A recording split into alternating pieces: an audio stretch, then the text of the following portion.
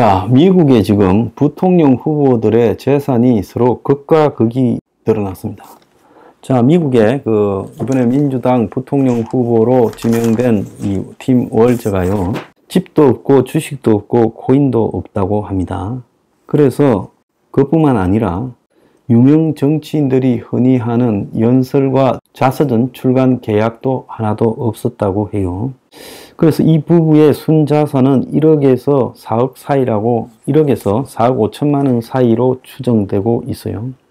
집이 하나 있었지만은 미네소타에 31만 5천 달러, 미국 기준으로 보면 지극히 평범한 중산층 집이죠. 자, 이것도 팔고 관저로 들어갔다는 거예요.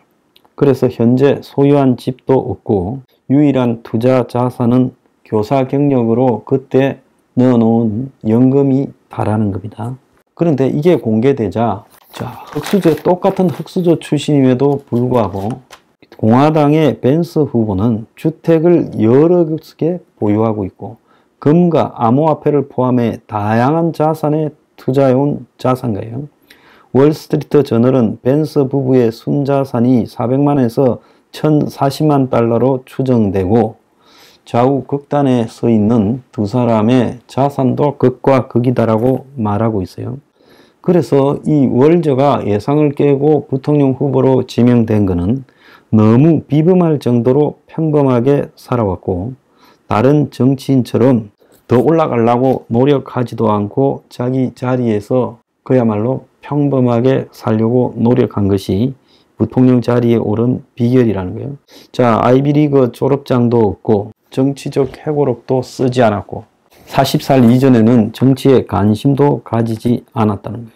그래서 미국의 네브래스카 깡촌에서 태어나서 한때는 공장에서도 일하고 주 방위군으로 들어가서 복무하면서 주립대학을 마치고 애들에게 고등학교에서 지금 공부 가르치던 사람입니다. 그래서 지극히 평범한 미국인들이 소탈한 그의 스타일에 이제 주목을 하게 됐다. 정치인들의 엘리트 정치인들의 잘난 사람들의 이중성과 위선에 지쳐서요, 오히려 이런 사람이 지금 지지를 얻고 있다는 겁니다. 뉴욕 출신 데를리언 억만장자인 트럼프, 예일대학 법학원과 실리콘밸리 벤처 투자가 출신인 야심가 벤서와 너무나 두드러지죠. 벤서는 힐빌리의 노래라는 책을 썼어요. 자신의 과거를 팔아먹으면서 그걸로 영웅적 서사를 만들었어요. 근데 지금 벤서가 사는 모습은 자신의 과거하고는 180도 달라진 모양으로 살고 있어요. 그래서 제가 전에도 이야기했죠. 벤서가 자기 과거를 미국의 포퓰리즘과 연관해서 팔아먹을 자격이 있는가라는 의문을 제기했습니다. 자, 그러면서 이 사람은 자기 나름대로의 진보적 정책을 자기 주위에 하나씩 관철시키고 가고 있어요. 그래서 이 둘이 지금 돈에 있어서 극과 극인데, 지금 부통령에 당선되면 연봉이 23만 5천 달러로 현재 월저의 자산이 50% 이상 증가하게 된다는 거예요. 그러니까 재테크라고는 아예 안 한 사람입니다. 그에 반해 J.D. 벤슨은 최근에 재정 공개에 따르면 여러 채 집, 금, 암호화폐 등 다양한 자산에 아주 골고루 재테크를 한 백만장자지요. 하나는 그러니까 흑수저로서 거의 돈의 뺀질이가 됐고, 또 다른 하나는 흑수저지만 돈에 무관심했다는 거죠.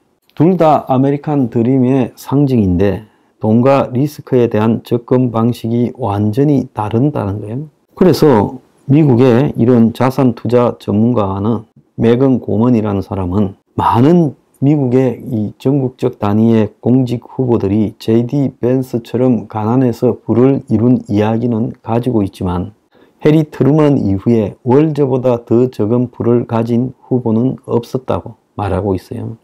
그래서 월저는 미국에 그냥 소박하게 살아가는 중산층 버전을 대표하지만 투기를 장려하는 미국 사회에서 봤을 때는 매력적이지는 않다는 거예요. 그런데 벤슨은 부를 쌓은 경로가 대부분의 미국인이 따라하기 어려운 방식으로 지금 부를 쌓았다는 거예요. 그래서 이 월저의 자산은 대부분 연금, 종신보험, 대학저축에 한정되어 있고, 그래서 월저 부인의 순자산이 2019년 재정 공개한 수준에서 최대 4억 5천이라는 거예요. 실제로 배당 이득이나 자본 이득 신고를 하나도 안 했다고 합니다. 미국에는 이거 쏘겠다가는 끝이죠.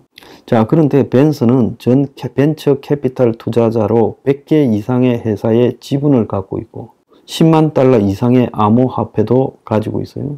또 자기의 그 책 힐빌리의 노래라는 회고록에서 로열티 수입을 얻고 있는데 벤스와 벤스 아내의 순자산은 143억까지도 평가받고 있어요.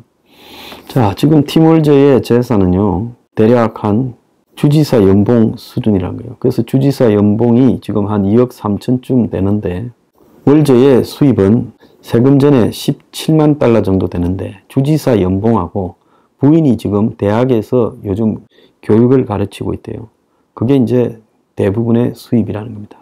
그래서 이 두 부부는 연금에 의존해 은퇴 자금을 갖다가 지금 저축하고 있다라고 이야기가 나오고 있어요.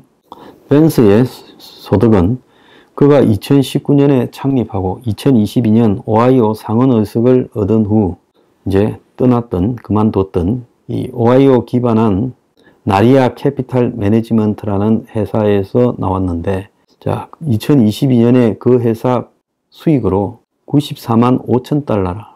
그리고 급여로 11만 달러를 제공했다는 거예요.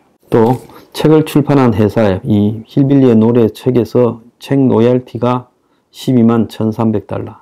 워싱턴 DC에 있는 그 타운하우스 임대 소득으로 최대 5만 달러. 주식 배당금과 은행 계좌로 10만 불 정도를 벌었다는 거예요. 그래서 벤슨은 사적으로 보유된 벤처 캐피탈 펀드를 통해 수십 개 회사의 지분을 가지고 있고 그 지분만 최대 340만 불 정도 된다고 해요. 그리고 벤스 부부는 최대 420만 달러 정도의 정권 계좌가 있고 여기에는 석유와 금에 대한 투자가 포함되어 있고 25만 달러 정도의 비트코인을 갖고 있다는 거예요. 또 은행에 180만 불 정도 되는 현금을 갖고 있다는 겁니다. 자, 이들은 이 59만 불을 주고 워싱턴 DC에 2014년에 한 300평이 넘는 타운하우스를 구매했고 신시내티에 139만 달러를 주고 5개의 침실이 있는 집을, 버지니아 알렉산드르에 160만 불을 주고 한 800평의 집을 샀다는 거예요. 그래서 이 벤슨은 너무 많은 방법을 동원해서 아주 다양하게 돈 버는데 몰두했다는 거예요. 그래서 이 돈을 버는데 이렇게 몰두를 한 벤슨은 이 버지니아의 집은 오하이오 집과 별도로 유한회사 소유로 또 올려놨다는 겁니다. 그래서 월저는 미국의 그냥 아주 착실한 중산층을 대변하고 벤슨은 그야말로 돈만 생기면 이리저리 투자한 사람이에요. 자, 그래서 미국의 지금 부통령 후보들이 둘 다 흑수저 출신인데 평범한 미국인에 누가 가깝냐라는 전쟁이 지금 벌어지고 있다는 거예요. 자, 월저가 이 벤스를 상대로 그가 보통의 미국인이라고 아니다. 최고 명문 예일대를 졸업했고 실리콘밸리에서 억만장자들을 상대하며 돈을 벌었고 자기와 자기 가족의 밑바닥 삶을 노래한 책을 놓고 고향을 쓰레기로 포장하면서 또 거기서 돈을 책 인쇄료로 엄청나게 벌었다. 자, 흑수저 신화는 맞지만은 자기가 잘 사는 쪽으로 노력해서 살아온 사람이다. 자, 그런 사람이 맞느냐라는 지금 논쟁이 전개되고 있습니다.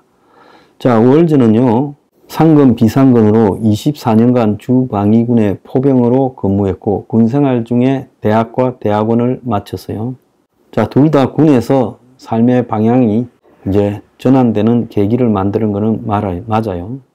자, 월저는 시골 농장에서 자랐고 이름 없는 대학을 다녔고 또 아버지가 죽고 난 뒤 농장을 접고 침대 만드는 공장을 몇 달 일도 했답니다.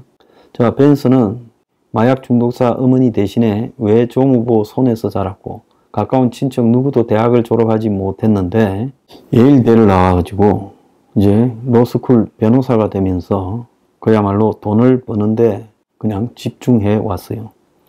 그래서 돈 벌어서 성공하고 회고록 내에서 또 돈 벌고 그 회고록으로 지금 상원의원 되고 트럼프한테 잘 보여서 그리고 또 상원의원이 된 뒤에 이제 부통령까지 됐습니다. 둘 다 아메리칸 드림을 상징한다 할 수 있지만 한 사람은 지극히 평범한 보통 사람을 상징하고 한 사람은요 그야말로 바닥에서 억만장자가 된 사람을 상징하고 있어요. 자, 미국의 러스트벨트 한 5개 주가 이번 대선 방향을 좌우하는데 누가 더 보통 사람다울 것인가는 그건 뭐 말할 바도 없다고 보고 있습니다. 바닥에서 뺀질이가 된 사람을 택할 것이냐, 바닥에서 평범한 중산층이 된 사람을 택할 것이냐. 자, 누가 반칙을 더 쓰고 살아왔겠습니까?